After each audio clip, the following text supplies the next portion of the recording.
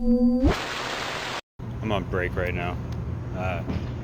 One thing I noticed the first time I read the Bible was it's not just one truth that it's telling you.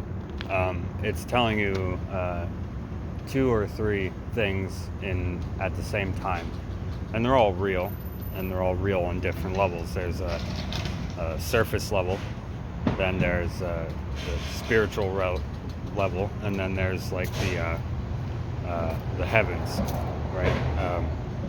So when it's talking about the four horsemen that come, it's talking about, yes, celestial planets, right? Or that's what you guys call them.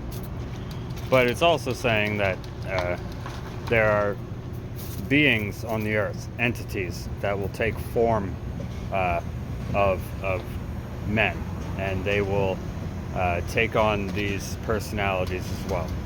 And not only that, but the part that it's talking about, the one who comes with the clouds, and God himself will place the name of God upon him, and the woman painting in childbirth, giving birth to a man child, right? Like, all these things are in the heavens, morning, but they're also on the earth.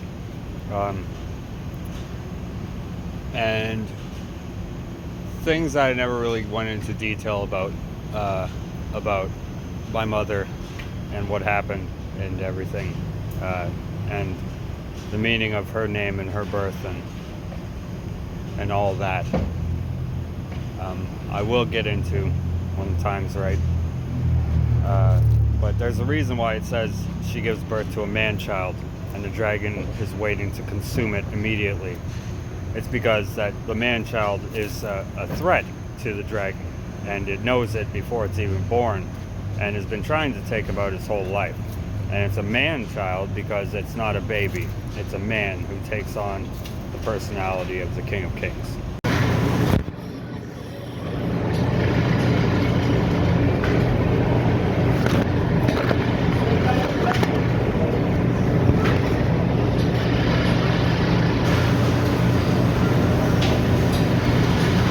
This is called a cornetti. In Italian, it means a little horn. This is one of the nicknames of the Antichrist.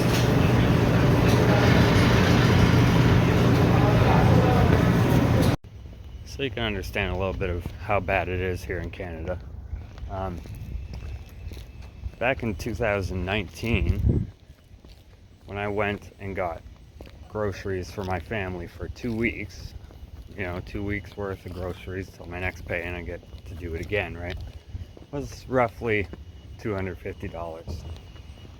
Now, the same amount of stuff, well, not really, because everything is downsized and doubled the price, I just paid $444. Just real quick, I wanted to point something out. I'm not like a huge fan or anything. I don't really watch too many movies, but when I watch The Lord of the Rings, it is very much showing you how it was like in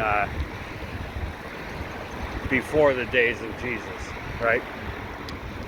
Like, the orcs are the Rephaim, and there are Nephilim, the big ones, right? Like the ones that open the Black Gate to Mordor, and the ones in the final movie that fight alongside the Rephaim. Also, like the huge, like, obviously Lord of the Rings, that's one of Satan's names, right? Like, you should know that. But like a big clue right off the bat when I watched the second movie was he calls the rabbit, right? Like, Gollum finds a rabbit, two of them, I think, and kills them while they're asleep, and brings them to him to show his alliance with them, right? To gain their trust. And he calls them, I think it's Sam Wise, right? The Wise. He calls them conies, right? Like, in the Bible it says not to eat conies, and that is the word that they used for rabbit back then. I don't know if it's still in use now. I mean, other than like Coney Island, I don't know if that means the same thing, but when I heard him say coney, I immediately thought to that, right? When I think it was Moses that first said it, like, you're not to eat that. And then I started looking at the movie in that way, and it's showing you many battles that are actually described in the Old Testament. Just, something to think about.